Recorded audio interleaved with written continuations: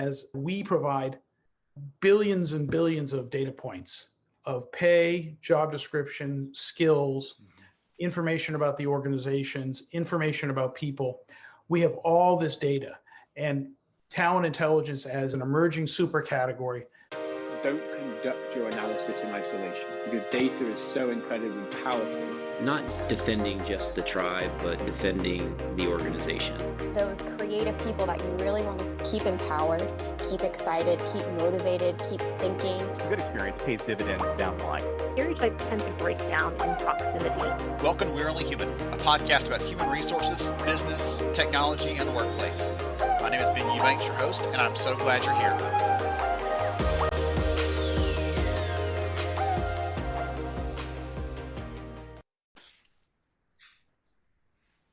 Hey everyone, welcome to We're Only Human. I'm Ben Eubanks, your host, and glad to have you here with us. So I've been looking forward to this episode for quite some time now, because for those of you that don't know, we were working on some compensation research this year, looking at the technology, looking at the buyers, looking at the trends and the priorities, and all those kind of things and how they wrap together and the stories they're telling. And it's been so much fun to see how this has evolved since our first measurement period a couple years ago and what sort of priorities are popping to the surface. And I love to do a good solo episode. I have Kent Plunkett here from salary.com. He's the CEO over there. And we're going to talk about some of the things that he's seeing. He's actually had a preview of the research. We're going to talk through some of the things that were priorities that he saw and other things that popped up as big picture things we should be thinking about as HR leaders who wear the compensation hat, or as someone who's a dedicated comp leader. If you've got someone on your team who does that job, grab the link to this episode, pass it right over to them because they're going to appreciate this. There's not enough out there educating those people specifically, and we're trying to make sure and cover that gap. So without any further ado, Kent, welcome to the show, sir. Glad to have you. Thanks, Ben, and thank you for your insights. They're always interesting reading. I appreciate that very much. The check is in the mail, sir. So tell us a little about who you are and what you do to kick us off. Why don't you? Sure. I'm the founder and CEO of salary.com. We're in business to help our customers get pay right and get talent to fit in the right spots in the organization. Look, it's in our view, compensation is still at the heart of the deal between employers and employee. And we're one of the top 5 survey companies in the world, running compensation surveys. We're also probably the leading company with an survey aggregate data set that's very regression based and has a lot of AI and ML characteristics to it.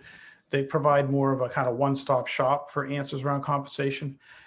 We also do workflow software for setting compensation for your employees, and we help manage your job descriptions in a really robust way. So we're a data and software company combined, and we have about 6,000 customers who subscribe to our service. And in addition, we have about 50 million employees and HR generalists and other people who use our data on our free website each year to help them also find their right fit and to make sure that they're getting it right. That's incredible. So that's funny. I had forgotten about the consumer facing site because I used that years ago when our budget was zero as a team to try to figure out what are these jobs worth, what do they pay, and you give me some sort of just number to put on it and just some kind of mark to go off of. And so I'd forgotten about that piece of it. So yeah, everybody out there probably has done that check once in their lifetime for themselves or for someone else in their life, a friend, a family member, trying to get them through there. So that's so much fun to think about this impact you're having, not just on the company side, because that's tremendous, and we're going to talk about that a lot today. But on that employee and the individual side as well, you're supporting people as they're making these life-changing decisions, and they're making these big commitments of a portion of their life to a company to make sure they're getting a fair deal, they're getting the right number for whatever their skills are worth, and those kind of things. So that's fine. So with all of this world is topsy-turvy, it feels like. All the things happening in the market today around employment, around hiring, around employee retention, all those kind of things. What do you see as the top 2 or 3 priorities maybe for companies when it comes to compensation hooking into those kind of things? So I think that there's a couple of things going on that we're hearing about in the market a lot, and they're a little bit different. The first one is pay equity. And I think this is a really opportune time where there's been a bunch of legislative changes that make it okay and safe for a company to really do more broad-based pay equity work, as long as you're willing to make some changes based upon the analysis. That creates a safe harbor. So that's really opened up the market for companies to respond to the societal pressure and the pressure from their employees to make sure that they're paying fairly internally across their company and externally to the external labor market. So pay equity has become a big thing. We have product coming out shortly in that area, and we're we're very excited about what this means for everybody in comp. And then there's a second theme we're seeing, which is really wage inflation. And there are significant retention problems out there. Over 50% of employees report that they are going to consider switching jobs this year. That's a really stunning number and an extension of the disruption that we've all been going through in the pandemic. And while there's been great social costs and health costs and mental health costs to all of us who've lived through the pandemic, there's going to be a big cost to companies and a big opportunity for people.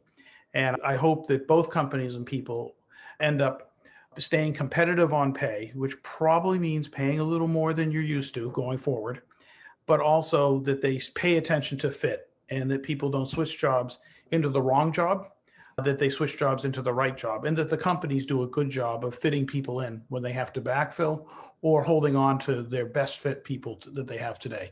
So I think fit's really important as a theme. And I think paying competitively and staying competitive and staying on top of the data so that you are paying fairly to market for your people. Those are two really important things that have to happen this year. This isn't a pitch for what you and your team do, but one of the things that I've been able to see is the job description capability of managing some of the job descriptions and the things, tying those things back to compensation. And for those companies right now that are listening to this thinking, wow, those things Kent said are, yes, they are big priorities for us.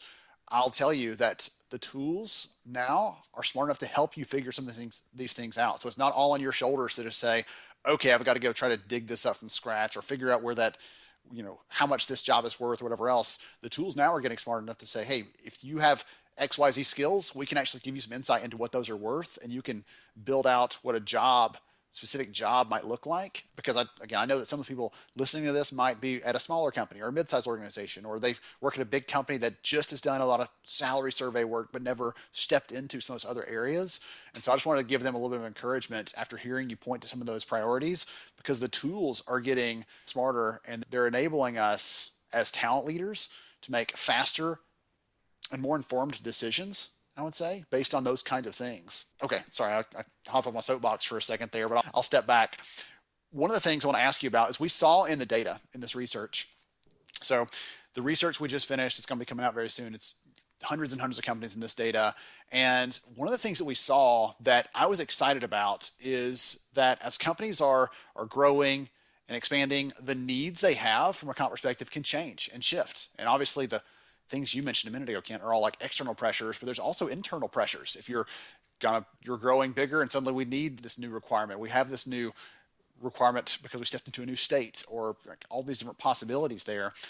Talk about how compensation data helps companies as they're changing, as they're evolving, as they realize, oh, suddenly now we have this new requirement. The data, I would imagine, help to lay a sort of framework or foundation for those sorts of changes. But what's your take on that? So I think one of the interesting things in the research that Lighthouse recently issued for buyers of compensation data and compensation software systems is that for the first time, regression data sets, the survey aggregate, the survey of surveys data sets, have surpassed traditional compensation surveys as the most trusted and relied upon source of data. So that's a really interesting development. I think what that goes to is that small businesses and mid-sized businesses increasingly are getting a source, and they start with a single source of data. So they're either buying a single survey that might be from an association or from a major survey vendor like us, or they're buying a regression data set, which is more of a log in and in 30 seconds get your answer to almost any question that you'd have about comp, and you can be in and out. And that's like a grown-up version of the salary wizard that we have on our homepage that people can access at salary.com for free. And so smaller companies are single sourcing. And then as they get a little bit more sophisticated, they start to say, okay, maybe I should get a tech specialty survey. And I'm going to have a tech survey plus a generalized benchmarking source. And then maybe they're going to get something for their sales team and for sales compensation and get a little more granular there. So as companies get larger, they start to go a little deeper and they go from a single source to multiple sources of data. And then they eventually get to where they have 5 to 7 vendors, each providing different pockets of data. And they're going for something called multi-sourcing, which is they're trying to have 3 sources of data from independent bodies and then triangulate in on what is the right pay for any one job. So if I'm trying to figure out how much to pay a developer that has Oracle skills, I would want to get data from at least 3 sources to average in so that I'm eliminating any chance of bias in any one collection group or any survey group. And so as larger companies get to multi-sourcing, that's done historically, was done in Excel, and now 75% of the market has moved to true compensation tools and workflow that wipes out Excel and makes it much faster and much easier to get the work done. And that's the other part of the business that's growing. So as you start with a single source, multi-source, and eventually deep multi-source and tools to support the complexity that you're embracing. That's been that to me is the cycle of commitment to compensation work.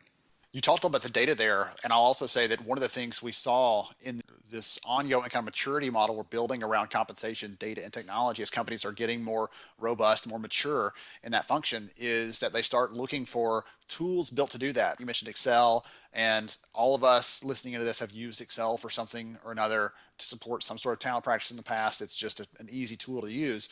But you start to outgrow that at some point. And you start to need something a little more tailored, a little more focused on the actual outcomes you're trying to get to, instead of just being this general multi-purpose tool that isn't built just to support these kind of things. It doesn't have the security around it. It doesn't have the flexibility around it. It doesn't help you to do some of the analysis you need to do. It's not built for those things. And so that was one of the other pieces we saw as companies are getting more mature, is they start to look for what do we call purpose-built technology. You don't going to buy a lawn tractor to do something very careful and very neat and no, you buy that to tear something up, to do some big work, right?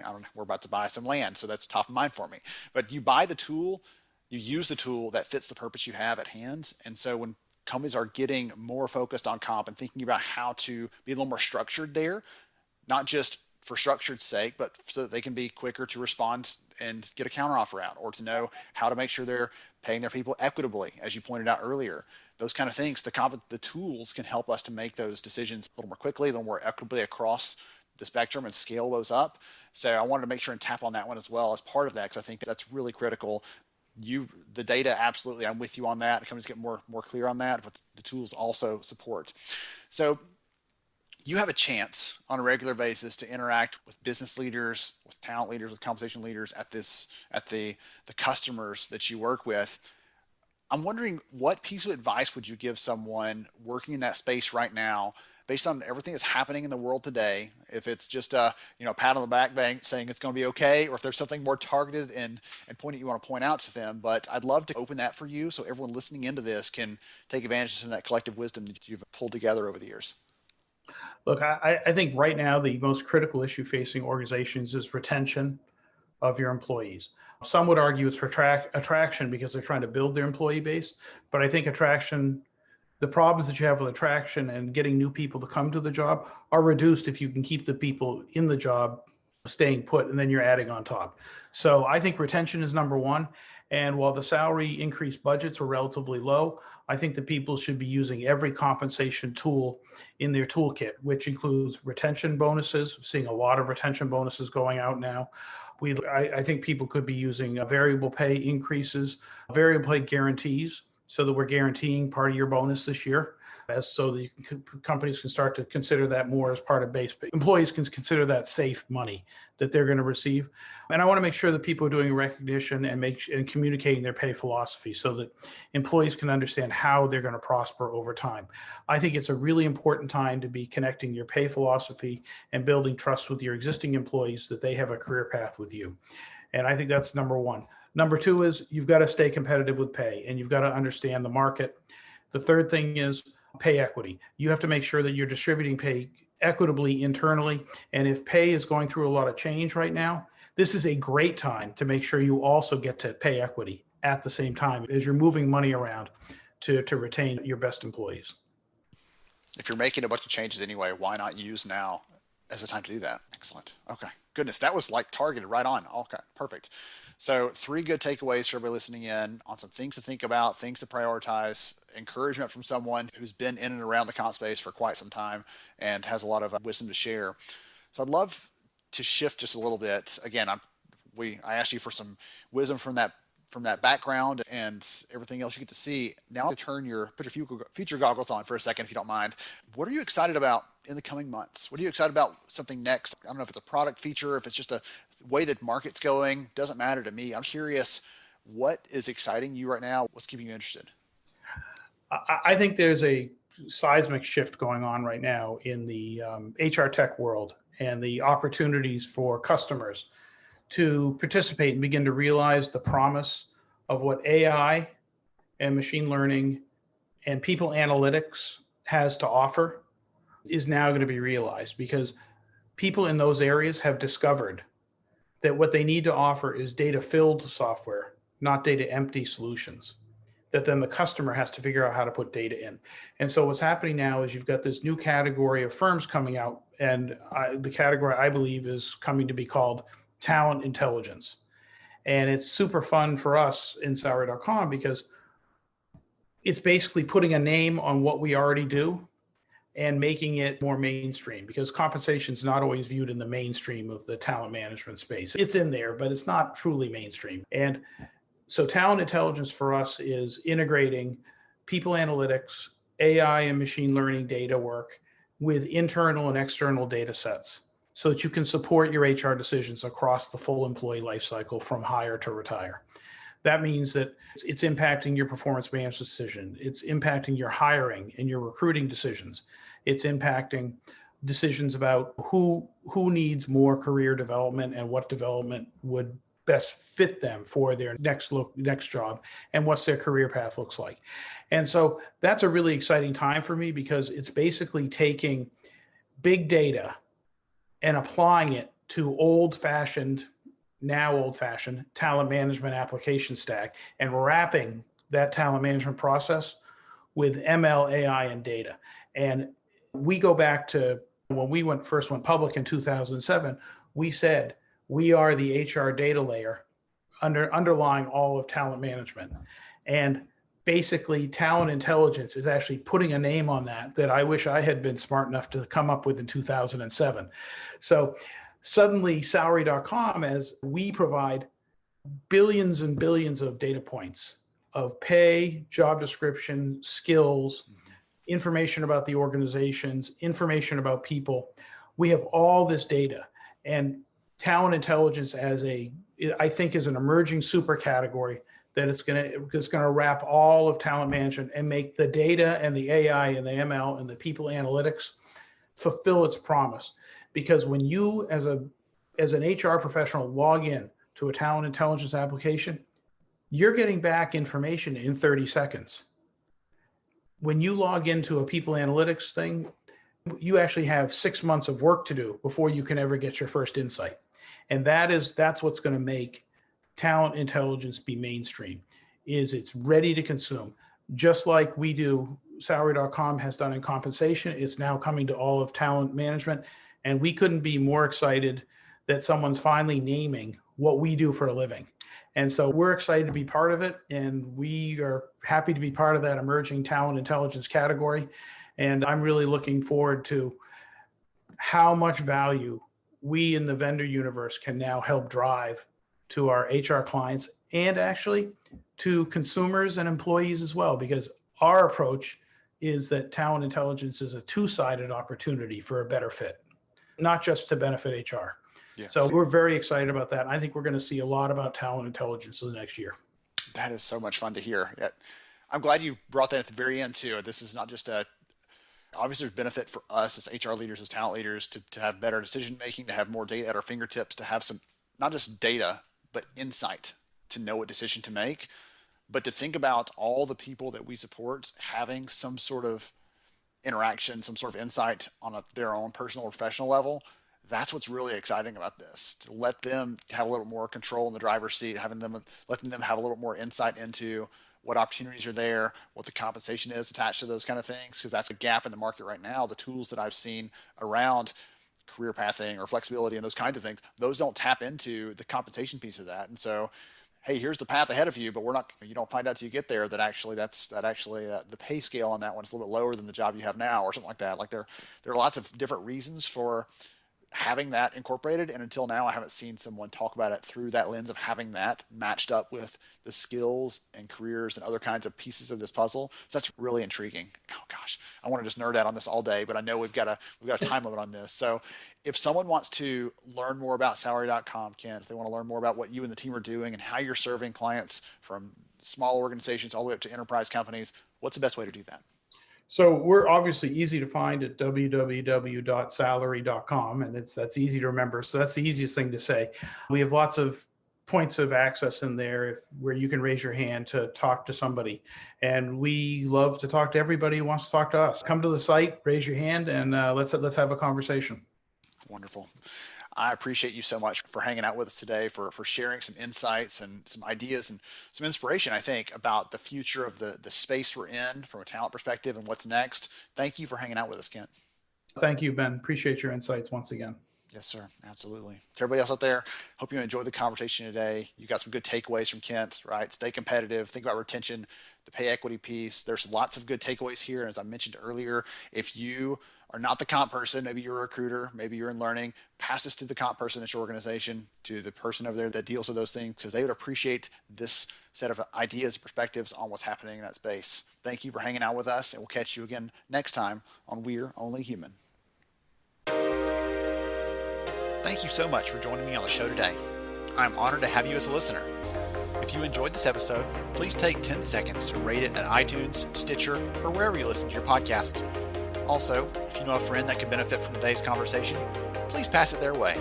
After all, a rising tide lifts all ships. To see show notes, sponsor information, and our full show archives, visit onlyhumanshow.com.